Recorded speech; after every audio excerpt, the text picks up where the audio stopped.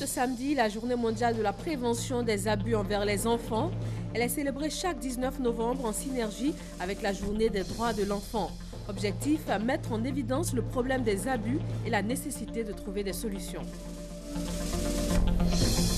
Financement des petites et moyennes entreprises ivoiriennes, le Fonds de garantie des investissements privés de l'Afrique de l'Ouest met à la disposition des banques du pays un fonds de 30 à 300 milliards de francs CFA.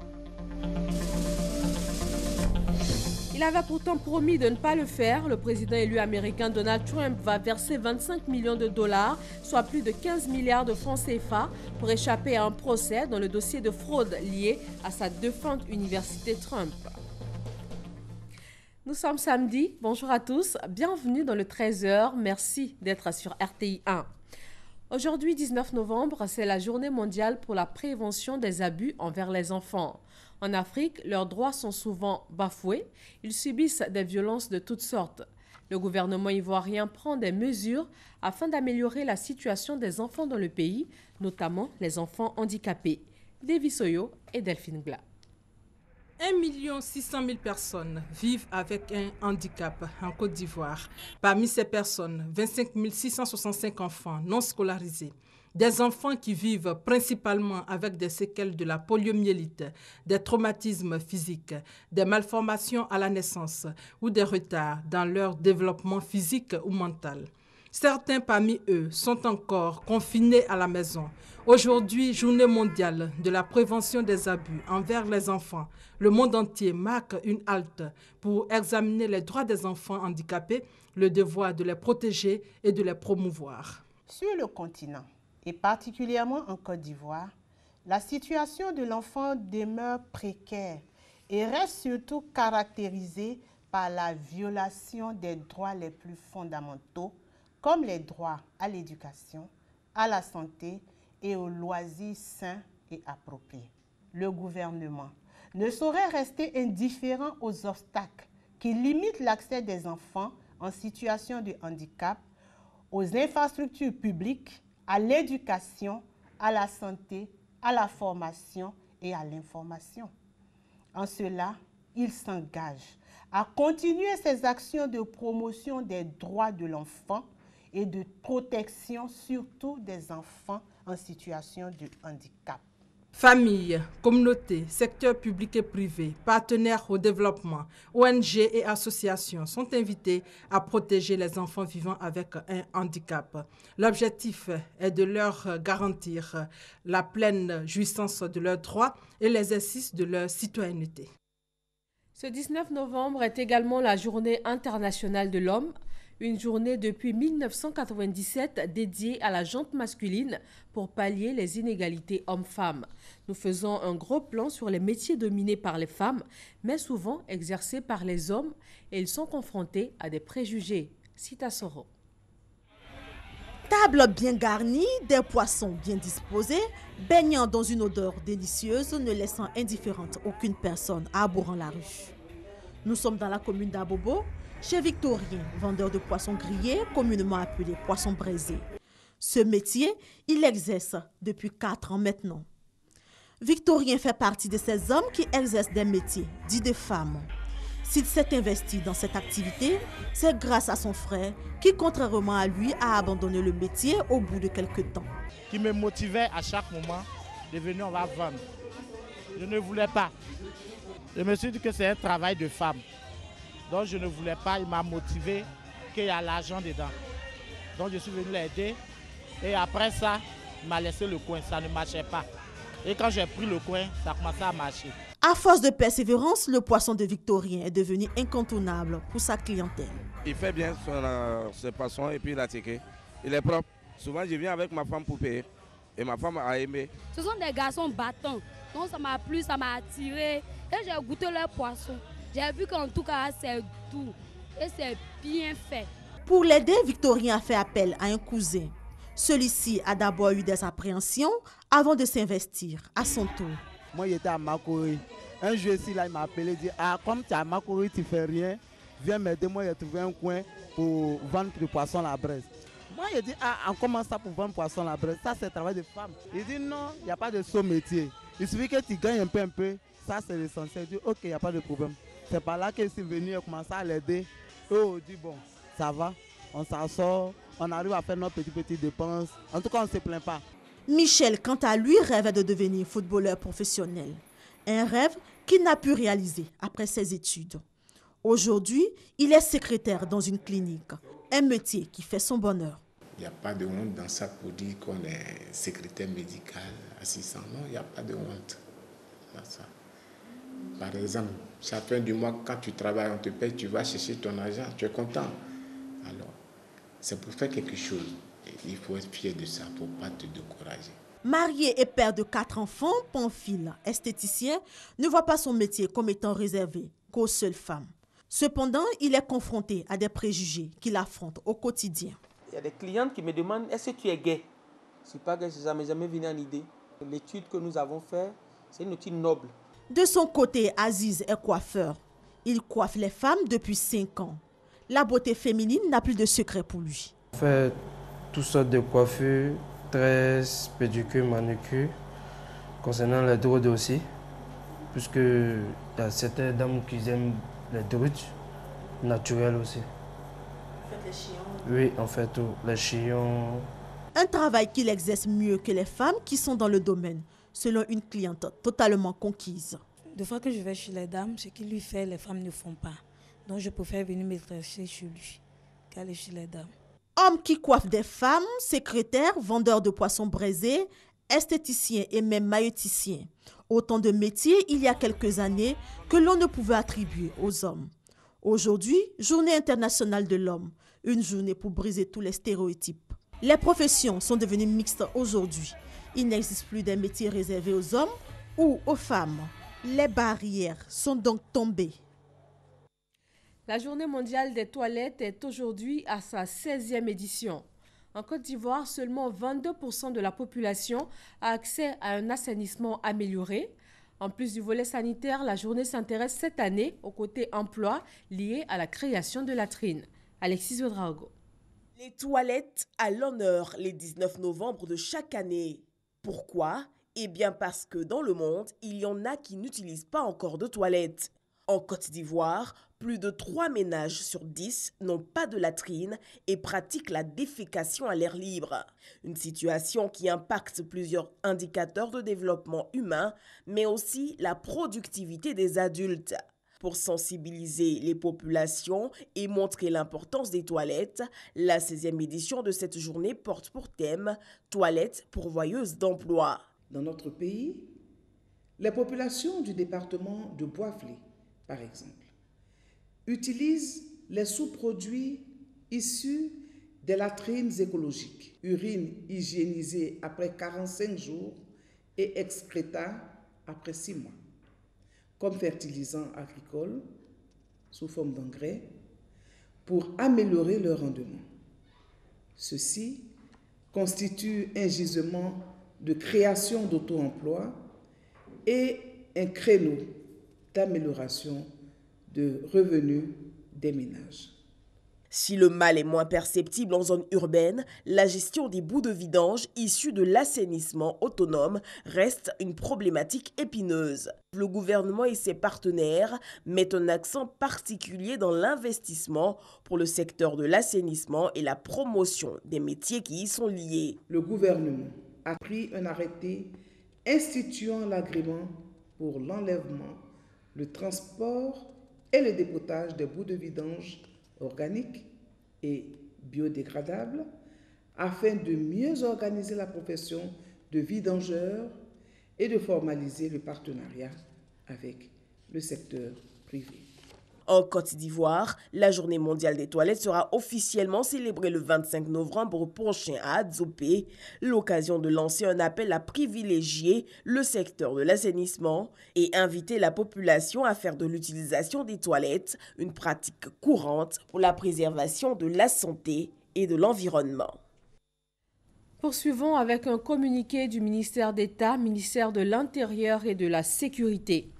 Le mardi 15 novembre 2016, un accident mortel survenu lors d'une opération de sécurisation a occasionné des troubles et les locaux du commissariat du 2e arrondissement de Yamoussoukro ont été saccagés.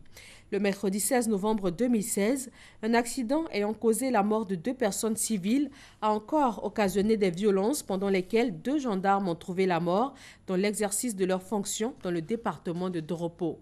Le gouvernement déplore et condamne ces événements, les pertes en vie humaine qui en ont résulté et présente ses condoléances aux familles de toutes les victimes. C'est l'occasion de rappeler que chaque fois que des incidents ont mis en cause des éléments des forces de l'ordre, le gouvernement a promptement réagi et pris des sanctions et mesures conséquentes. Il est cependant inacceptable que des violences soient exercées à l'encontre des forces de défense et de sécurité. Le gouvernement exercera la plus grande fermeté à l'encontre de tous ceux qui s'attaqueront à leur intégrité physique et qui dégraderont leur équipement ou leur lieu de travail. Nul n'a le droit de se faire justice. Une enquête est ouverte et les auteurs de ces violences seront arrêtés et traduits devant les tribunaux. Pour le gouvernement, le ministre d'État, ministre de l'Intérieur et de la Sécurité, Ahmed Bakayoko. Conférence internationale sur la lutte contre les violences sexuelles liées au conflit par les forces armées nationales en Afrique. Plusieurs pays du continent, des experts des Nations Unies et de la Coordination africaine des droits de l'homme sont réunis à Grand-Bassam, à Boussanogo. L'élaboration d'un guide sur la lutte contre les violences sexuelles liées au conflit en Afrique au cœur d'une conférence internationale. Pendant 3 jours à Grand-Bassam, des experts venus du Mali, de la République démocratique du Congo, de la Somalie, du Sud-Soudan et des experts des missions de la paix des Nations Unies et des partenaires du Centre nordique et de la coordination africaine des droits de l'homme pour les armées ont porté la réflexion sur la lutte contre les violences sexuelles liées au conflit par les armées nationales en Afrique.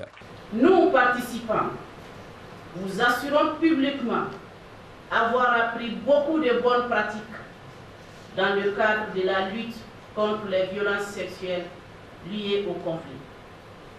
Cette interaction nous a permis de relever les avancées, les insuffisances et les défis. Ce rendez-vous international a permis à tous les participants de mieux comprendre la façon dont la Côte d'Ivoire est parvenue à éradiquer les violences sexuelles liées au conflit sur l'ensemble de son territoire. Notre engagement et notre implication sont déterminants dans ce combat. La sensibilisation et la formation des différentes catégories de personnel, officiers, sous-officiers et militaires du rang, amènent les hommes à ne plus commettre de tels crimes. Les lignes directrices proposées au cours de ces assises couvrent plusieurs domaines, notamment la prévention et la réforme du secteur de la sécurité, la lutte contre l'impunité, le leadership et l'appropriation nationale et la création de partenariats ainsi que le renforcement des capacités des forces armées nationales. Comment faire face aux menaces sécuritaires transnationales? Une préoccupation qui réunit également des pays africains ici en Côte d'Ivoire. Les 14 pays présents ont proposé une coordination des actions entre pays d'Afrique. À Boussanogo. Cette rencontre a réuni une trentaine d'auditeurs et d'experts venus de 14 pays africains, des représentants de l'Union africaine, de la CEDEAO, de l'Union du fleuve Mano et de la France. Elle a permis pendant 4 jours de concourir au rapprochement des élites africaines civiles et militaires afin de faciliter leur collaboration, l'échange d'expériences, d'informations et de points de vue. La réflexion a porté sur les menaces aux sécurités transnationales. Ce que nous avons appris à Abidjan aujourd'hui s'applique également à Douala, à Yaoundé, à Niamey, partout en Afrique. Donc il faut continuer à mener la réflexion, il faut continuer à renforcer la veille stratégique. Il faut que ces armées soient plus performantes. Meilleure formation, meilleur entraînement et des sessions de ce genre. Il faudrait qu'on pense réellement à une mutualisation qui est certes évoquée mais qui n'est pas encore effective. Et pour terminer, je pense que la société civile devrait être étroitement liée à l'action de l'armée. Donc le lien armée-nation devrait en sortir renforcé. Cette session internationale de réflexion stratégique s'inscrit dans le cadre des activités de son Institut d'études stratégiques et de défense. Et elle a servi à approfondir la réflexion stratégique sur les problématiques propres au continent africain. À l'issue, des diplômes de formation ont été délivrés aux participants à la session internationale de réflexion stratégique. Dans le monde des finances, les banquiers ivoiriens ont toujours été obligés de se rendre à l'étranger pour se spécialiser en management bancaire. Eh bien, ils peuvent désormais le faire ici, en Côte d'Ivoire, grâce à un partenariat des professionnels des banques et d'un centre de formation français. Jean-Jacques Kwame revient sur tout l'enjeu de ce partenariat. Le master spécialisé Senior Management Bancaire, désormais à la portée des banquiers ivoiriens. Mieux encore, la formation leur sera dispensée sur place à Abidjan sur 8 semaines, dont une à Paris en France. Cette avancée pédagogique est le fruit d'un partenariat entre l'Association professionnelle des banques et établissements professionnels de Côte d'Ivoire et le Centre de formation de la profession bancaire de France. Le faisant, l'Association professionnelle des banques et établissements professionnels de Côte d'Ivoire entend fournir à la profession bancaire nationale et régionale des cadres plus compétents au regard des enjeux de la compétitivité du secteur. Le diplôme nous ouvre les portes en fait de la connaissance internationale en matière d'innovation, en matière de digitalisation, en matière d'évolution en termes de risques bancaires, de maîtrise des risques bancaires et ainsi de suite. Donc c'est un diplôme qui vient à point nommé. Après l'introduction de la licence professionnelle banque à l'université Félix Houphouët-Boigny, le master spécialisé senior management bancaire vient compléter à 6 l'architecture de formation professionnelle du secteur bancaire ivoirien. Elle est désormais composée de 6 diplômes et cycles. La première promotion du master spécialisé senior management bancaire s'ouvrira en janvier 2017. Et une autre avancée pour les banquiers ivoiriens, le Fonds de garantie des investissements privés de l'Afrique de l'Ouest met à leur disposition un fonds de 30 à 300 milliards de nos francs. Une somme qui devrait servir à financer les PME, petites et moyennes entreprises ivoiriennes. Francis Boifo. Les experts du monde de la finance africaine estiment à plus de 90 000 milliards de francs CFA le besoin de financement des petites et moyennes entreprises PME sur le continent. Des stratégies ont été mises en place par le Fonds de garantie des investissements privés de l'Afrique de l'Ouest, Fonds GARI, pour soulager les PME à travers les banques nationales. Les dossiers sont analysés par les banques et soumis. Les ressources sont dans les banques. Ce sont les banques qui ont besoin de confort pour pouvoir mettre les ressources à disposition des PME, pour ne pas rallonger le processus et alourdir les frais, les coûts de financement des PME. Il est important que les banques aient déjà ce confort-là et qu'elles ne puissent pas le répercuter sur les PME. Le Fonds GARI finance les entreprises privées relevant des domaines d'activité autorisés par la loi de chaque pays. Ce fonds se caractérise par la garantie qu'il accorde aux banques.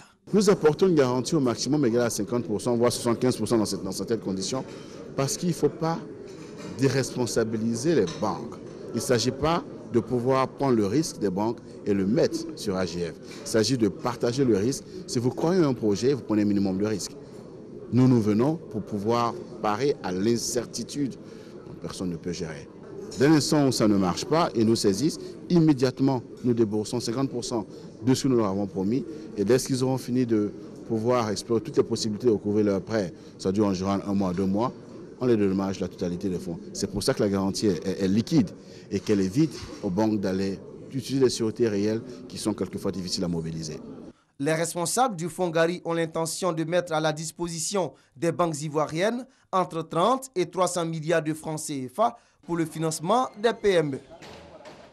Emploi Jeune, une plateforme d'opportunités pour les demandeurs a été lancée. La Fondation Sacré-Cœur veut accompagner le gouvernement ivoirien dans sa politique d'insertion des jeunes. Serge Coléa. Identifier les besoins des jeunes afin de mieux répondre à leurs attentes. C'est la mission que se fixent les responsables de l'APICEJ, le projet d'appui à l'insertion socio-professionnelle des jeunes. Cette vision est également partagée par la Fondation Sacré-Cœur. La tribune d'échange, dite journée d'opportunités initiée par les deux organisations, vise à favoriser l'insertion socio-professionnelle des jeunes de façon active. Nous mettrons en liaison toutes les opportunités et toutes les compétences pour que les opportunités convergent vers leurs besoins et qu'au bout du compte, on ait des besoins cette fois-ci satisfaits. On sera évalué au bout de l'année par rapport au nombre d'emplois qu'on aura réussi à créer, au nombre de jeunes insérés, au nombre de bourses, au nombre de prises en charge et surtout au nombre de stages aussi qu'on aura permis de faire et au nombre de jeunes entrepreneurs installés. Au cours de cette journée, les centaines de jeunes demandeurs d'emploi ont échangé avec des professionnels. Une vingtaine de chefs d'entreprise ont donné quelques orientations et conseils. Le rôle de la Chambre de commerce est tout d'abord de former, donc c'est déjà de bien pouvoir former nos jeunes.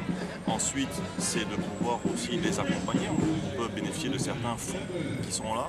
Donc on a du coaching, on a de l'entrepreneuriat. À travers cette plateforme, les initiateurs entendent appuyer les autorités ivoiriennes dans leur volonté de réduire le taux de chômage en Côte d'Ivoire. En plus de l'emploi, la jeunesse ivoirienne est invitée à s'impliquer davantage pour la résolution des grandes questions la concernant. Pour cela, le Conseil national de la jeunesse de Côte d'Ivoire change de nom, de mode d'élection de son président et aussi d'orientation. Franck Wadio. Le Conseil national de la jeunesse de Côte d'Ivoire change désormais de nom. Le Conseil des ministres du 20 novembre 2016 a adopté une communication relative à la reprise de sa mise en place sous le nom du Conseil national des jeunes de Côte d'Ivoire. Ce nouveau Conseil des jeunes aura pour mission principale de promouvoir la jeunesse de Côte d'Ivoire, contribuer au renforcement de l'unité entre les jeunes et renforcer la conscience sur la citoyenneté des jeunes. Au cours d'une conférence de presse, le ministre de la Promotion de la jeunesse, de l'emploi des jeunes et du service civique, Sidi Touré, a donné les conditions d'éligibilité du nouveau président qui sera l'interlocuteur des jeunes ivoiriens avec le gouvernement. Institutionnellement, le Conseil national des jeunes tel que créé par l'État de Côte d'Ivoire, c'est maintenant que ce dispositif se met en place. CNJ est désormais ouvert à toutes les organisations de jeunesse de Côte d'Ivoire. La durée du mandat du président est ramené à 1 an, non renouvelable, afin d'insuffler une dynamique de démocratie au sein de la CNJCI. L'âge d'éligibilité, bien sûr, pour ce faire, est désormais compris entre 18 et 34 ans. Ainsi, la campagne d'information à l'endroit des acteurs impliqués dans la mise en place de la nouvelle CNJCI débutera le 5 décembre 2016. La désignation des délégués départementaux et régionaux se fera du 20 au 25 décembre 2016 et l'élection du président et l'adoption des statuts et règlements intérieurs se feront le 13 janvier 2017. À Issia, zone centre-ouest de la Côte d'Ivoire, 2 écoles primaires inaugurent leur cantine scolaire. Près de 800 écoliers vont pouvoir désormais avoir accès à des repas chauds chaque midi, des dons de la fondation DAS à hauteur de 16 millions de francs CFA. Franck Wadio. 2 cantines scolaires pour favoriser chez les enfants de la sous-préfecture de Tapéguia, localité rurale du département d'Issia, une alimentation équilibrée. Le don est de la fondation DACI et de ses partenaires qui, avec la réalisation de ces cantines de plus de 16 millions de francs CFA, entendent contribuer à terme à l'amélioration des résultats scolaires dans la région. Les élèves, depuis longtemps confrontés à la difficulté de l'accès à une alimentation complète durant l'année scolaire. Les donateurs ont exhorté les femmes, à travers le fonds cantine, à s'engager dans la pérennisation de ces cantines scolaires. La Direction nationale des cantines scolaires, par la voix de son représentant, a offert aux 2 nouvelles structures des équipements de cuisine et du matériel agricole, la charge aux femmes d'approvisionner leurs cantines. Un don accueilli avec joie par les 600 écoliers des 2 villages pour donner une base plus solide à l'organisation mise en place autour des cantines. Un comité local de gestion a été mis en place après un séminaire d'immersion. Dans le monde agricole, le Salon international des équipements et des technologies de transformation de l'ANACAD. Qui sont les participants? Que propose-t-il pour relever les défis de transformation et de compétitivité de l'ANACAD? Noël Yagno. Voici 2 jours que le palais de la culture de Treichville est devenu le palais de l'ANACAD. Cela dans le cadre de la 2e édition du Salon international des équipements et des technologies de transformation de l'ANACAD. Une spéculation à forte valeur ajoutée.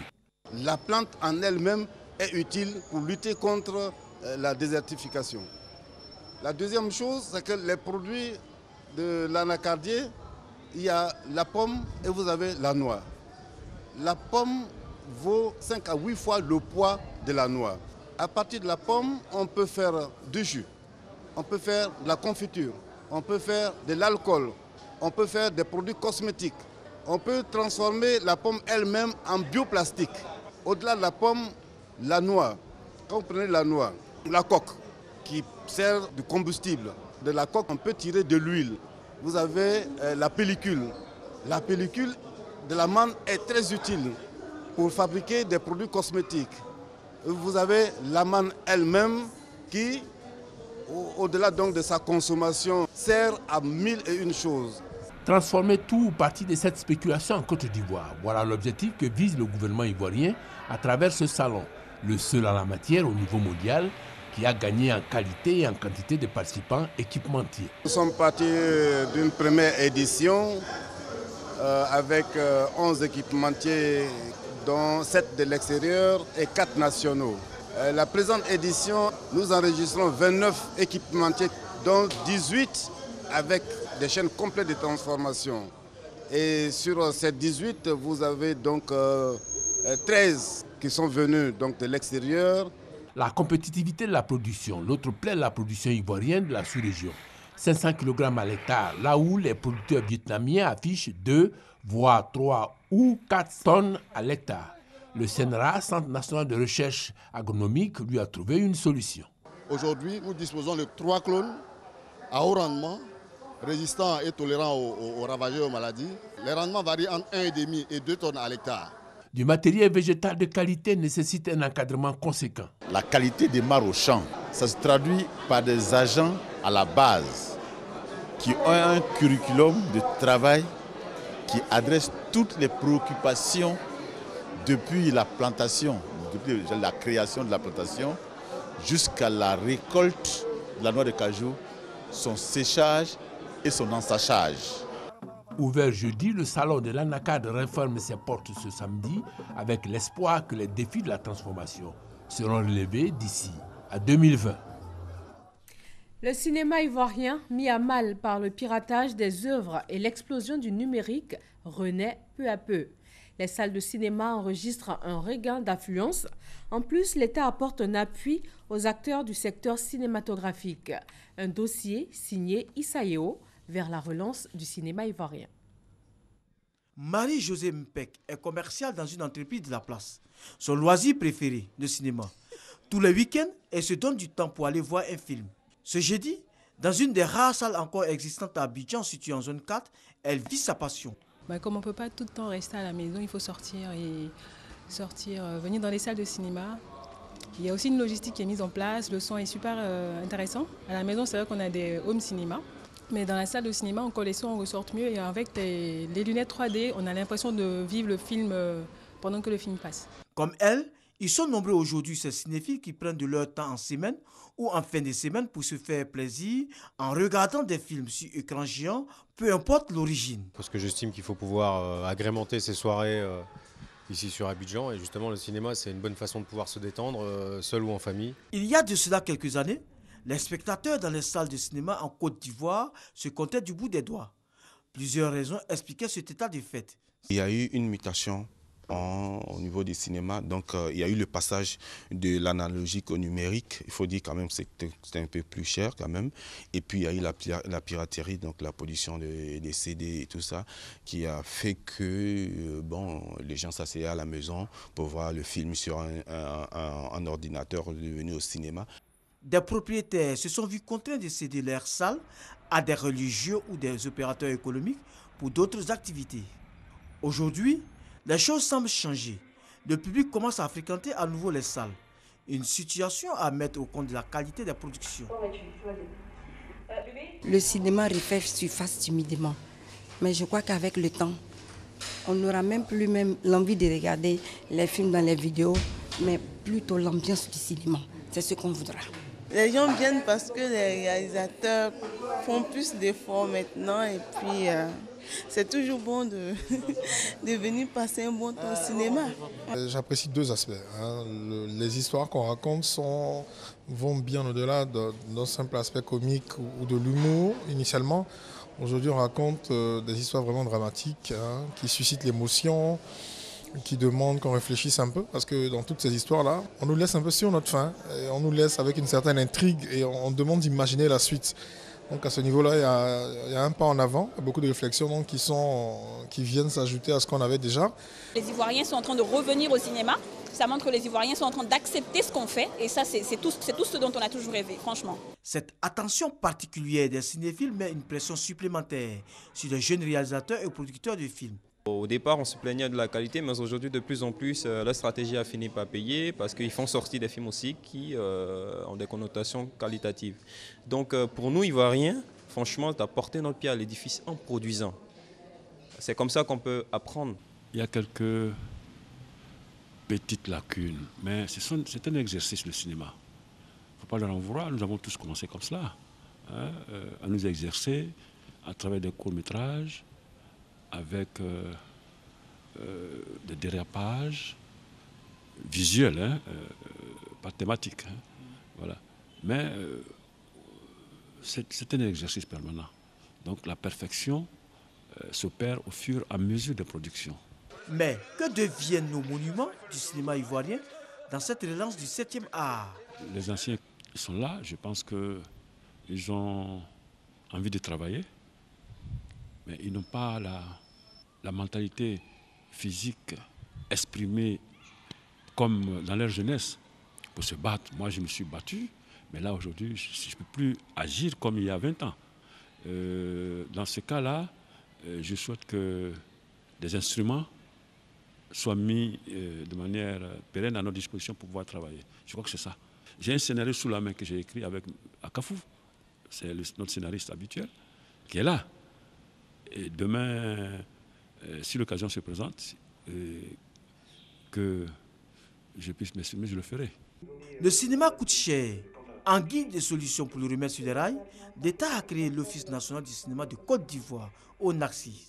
Une fois le cinéma est tourné, nous allons les mettre en boîte, prendre l'avion et aller dans d'autres pays, en Europe ou au Maroc, pour pouvoir finaliser le film. Nous devons pouvoir avoir l'expertise, les moyens de maîtriser toute la chaîne de la création cinématographique. Depuis le début de l'année, l'Office du cinéma a géré 20 dossiers, dont 7 longs métrages. Pour atteindre l'autosuffisance en matière de production et être présent sur les grands écrans, il faut 12 longs métrages dans l'année. Aujourd'hui, la Côte d'Ivoire est autour de 7 longs métrages par an. Il y a donc un gap de 5 longs métrages à combler si elle veut compter parmi les nations émergentes en matière de cinéma sur le continent et à travers le monde dans les prochaines années.